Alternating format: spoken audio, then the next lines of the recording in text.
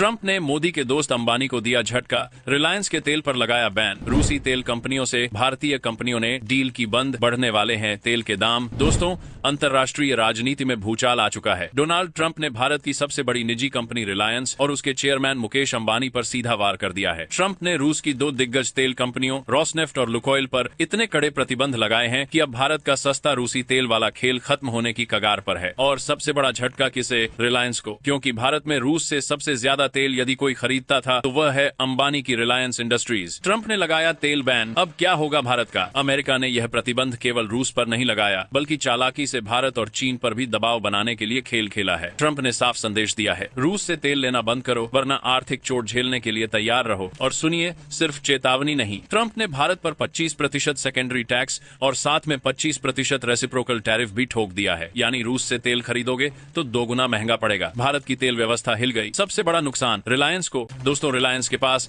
3.5 crore ton क्षमता वाले refinery plant हैं और इनमें इस्तेमाल होने वाला 50% कच्चा तेल रूस से आता है। यानी आधी सप्लाई पर खतरा मंडरा रहा है। अब यह तेल बंद होगा तो देश में पेट्रोल डीजल की कीमतें आसमान छूने वाली हैं। रिलायंस और भारत की सरकारी तेल कंपनियां HPCL, BPCL और IOC रूसी तेल आयात सस्पेंड करने पर मजबूर हो रही हैं, क्योंकि अमेरिका की नजर अब सिर्फ रूस पर नहीं बल्कि रूस से खरीदने वालों पर भी है। ट्रंप की पॉलिसी, रूस से तेल मत लो, अगर लिया तो अमेरिका तुम्हें आर्थिक रूप से घुटने पर ला देगा। इंडिया की तेल डिपेंडेंसी और ट्रंप की मार।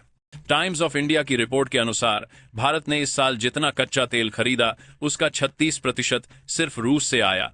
और चिंता की बात यह है कि इस 36% में से 60% सप्लाई रॉसनेफ्ट और लुकोइल ने दी है।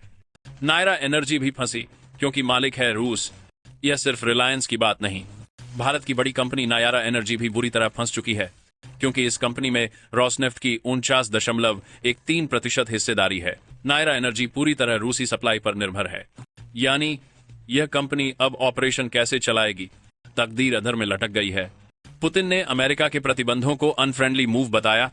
उन्होंने कहा इससे रूस की इकोनॉमी पर कोई असर नहीं पड़ेगा। लेकिन ट्रंप ने और भी खतरनाक जवाब दिया। 6 महीने बाद मैं आपको बताऊंगा, तब देखेंगे असर हुआ या नहीं।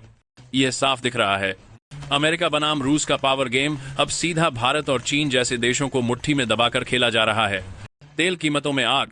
प्रतिबंध लगते ही अंतर्राष्ट्रीय बाजार में तेल की कीमतों में उछाल। ब्रेंट क्रूड 5% बढ़कर $65.50 प्रति बैरल पहुंच गया। वो रे, अब इसका सीधा मतलब क्या है? भारत में पेट्रोल, डीजल, गैस और ट्रांसपोर्ट सब महंगा। जनता की जेब खाली, महंगाई का विस्फोट। आने वाले समय में क्या होगा? भारत की ऊर्जा सुरक्षा खतरे में। रिलायंस और नायरा एनर्जी को अरबों का नुकसान। भारत पर अमेरिका का दबाव बढ़ेगा।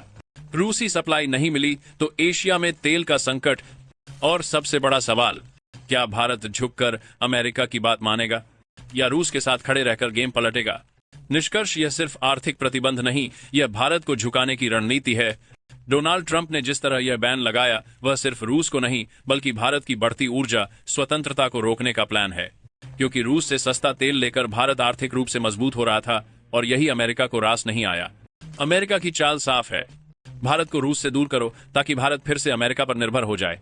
लेकिन असली सवाल यह है, क्या भारत दबाव में झुकेगा या इस झटके को पलटवार में बदलेगा? असली खेल अब शुरू हुआ है। देखते हैं मोदी अंबानी की दोस्ती जीतेगी या ट्रंप का वॉर। कमेंट में जरूर बताइएगा। जय हिंद।